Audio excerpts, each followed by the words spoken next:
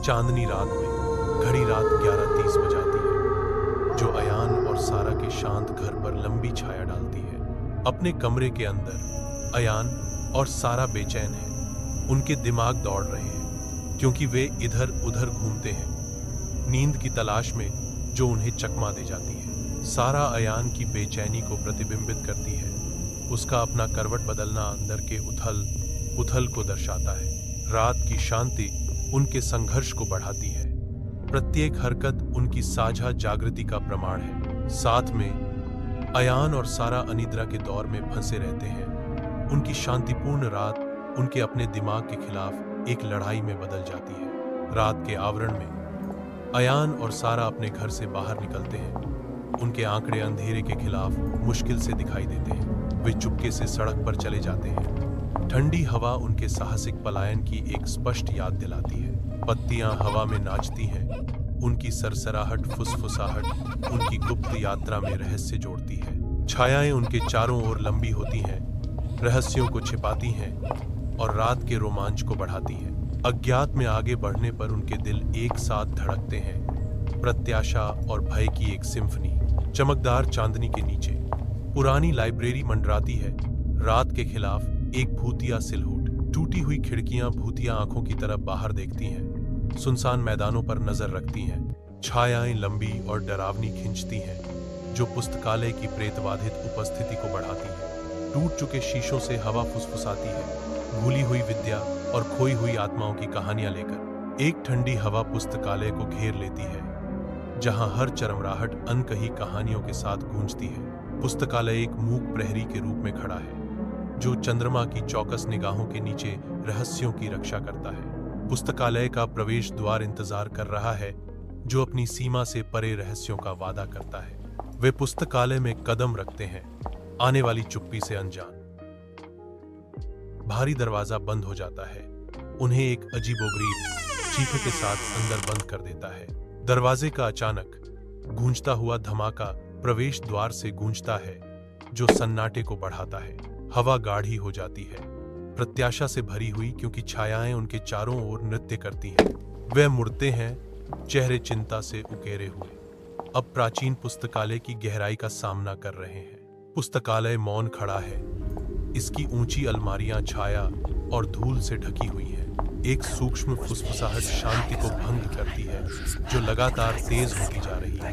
एक धीमी लगातार फुसफुसाहट प्राचीन पुस्तकों से होकर गुजरती है। अदृश्य आवाजें कमरे के चारों ओर घूमती हैं। फुसफुसाहटें एक कोरस बन जाती है, जो पुस्तकालय के पुराने हॉल में गूंजती है। पुस्तकालय की शांति भंग। दोनों डर जाते हैं और डर से जम जाते हैं। बेचैनी भरी प्रत्याशा का एक क्षण हवा में भारीपन लिए हुए है। हर छाया गहरी लगती है। पुस्तकालय अपनी सांस रोक लेता है। पुस्तकालय की शांत शांति में अयान एक किताब के लिए हाथ बढ़ाता है। वह किताब रखता है। आधी रात की लाइब्रेरी का भूत। किताब उसके हाथों में खुल जाती है। शांत पुस्तकालय अपनी सांस रोक लेता है।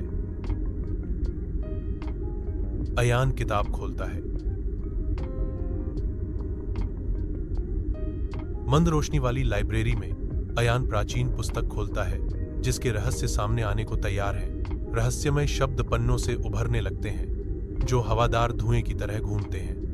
पुस्तकालय में प्राचीन आवाजों का एक कोरस गूंजता है, मांग करते हुए, जो तुमने लिया है उसे लौटा दो।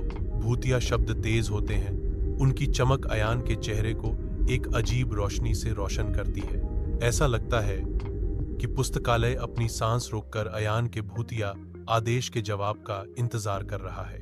पुस्तकालय मौन में खड़ा है। ऊंची अलमारियों से छायाएं खिंच रही हैं। चांदनी मेहराबदार खिड़कियों से छलकती है, धूल के कणों को रोशन करती है। सारा की आवाज शांति को भंग करती है। क्या वापसी? हमने कुछ नहीं लिया, उसका सवाल ऊंची छत वाले कमरे में गूंजता है, अनुत्तरित। चांदनी लंबी छाया डालती है जो रहस्यों की तरह नाचती है। शांत पुस्तकालय के भीतर एक अलौकिक चमक ऊंची अलमारियों को एक नरम भूतिया प्रकाश में नहलाती है। एक भूतिया लाइब्रेरियन प्रकट होता है। उसका रूप मुश्किल से दिखाई देता है, प्राचीन ग्रंथों के बीच ग्लाइडिंग करता है। उनके हाथ में एक टिमटिमाता लालटेन नाचती हुई छायाएं डालता है, जो किताबों के सागर में एक प्रकाश स्तंभ है। पुस्तकालयाध्यक्ष रात की शांति में ज्ञान के रक्षक पुस्तकालय से होकर गुजरता रहता है। पुस्तकालय चांदनी की चादर के नीचे सोता है। हवा में धूल के कण घूमते हैं, परछाई मुड़ती हैं और मुड़ती है, जैसे अंधेरे से पहुंचने वाले पंजे। एक अजीब सन्नाटा छा जाता है। पुस्तकालय की गहराई से एक भूतिया आवाज गूंजती है, एक किताब जो वापस नहीं की गई। आधी रात से पहले मेरा पुस्तकालय पूरा होना चाहिए। आयन और सारा खुद को शांत पुस्तकालय की विशाल अलमारियों से बौना पाते हैं, जो भूली हुई कहानियों का एक अभयारण्य है। स्थिरता केवल पुरानी पन्नों की कोमल सरसराहट से टूटती है। हर मोड़ अतीत से फुसफुसाता है। पुस्तकालय के हृदय में यादें तब जागती हैं जब वे अपने चचेरे भाई की 1 साल पहले की भाग्यपूर्ण यात्रा को याद करते हैं। 1 साल पहले उनके चचेरे भाई ने यहां से एक पुरानी किताब उधार ली थी और कभी वापस नहीं की। गुमशुदा किताब का रहस्य हवा में भारीपन लिए हुए है, जो उनकी खोज पर छाया डाल रहा है। अयान एक अंधेरी सड़क पर चलता है, विचारों में खोया हुआ, आने वाले रहस्य से अनजान। अचानक अयान अपनी जगह पर ही रुक जाता है। उसकी आंखें फैल जाती हैं, क्योंकि उसे एक झटके की तरह अचानक एहसास होता है। वह तेजी से मुड़ता है। उसकी उंगली जोर देकर उसी दिशा में इशारा करती है जिस दिशा से वे आए थे। उसकी हरकत में तात्कालिकता का भाव था। अयान चिल्लाता है, रुको, वह किताब हमारे घर पर है। सामने का दरवाजा खुलता है और 2 बच्चे घर में घुसते हैं। उनकी आंखें चंचल इरादे से चमक रही हैं। उनकी छोटी आकृति प्रवेश द्वार से होकर गुजरती है, जो क्षण भर के लिए रात की शांति को भंग कर देती है। वे लिविंग रूम से एक किताब छीन लेते हैं। उनका मिशन तत्काल और गुप्त है।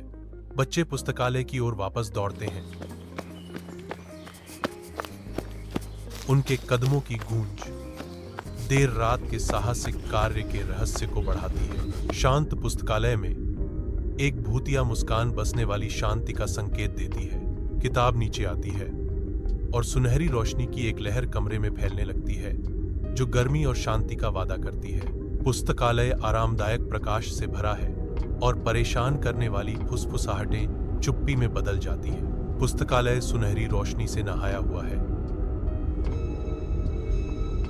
कोमल सुबह की रोशनी में नहाया हुआ। पुराना पुस्तकालय शांत खड़ा है। भूली हुई कहानियों का प्रहरी। माता पिता फुसफुसाते हैं, अजीब बात है, किसी ने कल रात पुरानी लाइब्रेरी में मोमबत्तियां जलाईं। उनके शब्द रहस्य की गूंज लिए हुए थे। आयान और सारा के बीच एक जानबूझकर भरी नजरें गुजरती हैं, जो साझा रहस्यों की एक मौन स्वीकृति है। सारा अयान की निगाहों का जवाब देती है। उसका भाव उसी गुप्त समझ को दर्शाता है। उनकी सूक्ष्म मुस्कुराहटें एक साझा साहसिक कार्य का संकेत देती हैं। रात के आवरण में किया गया एक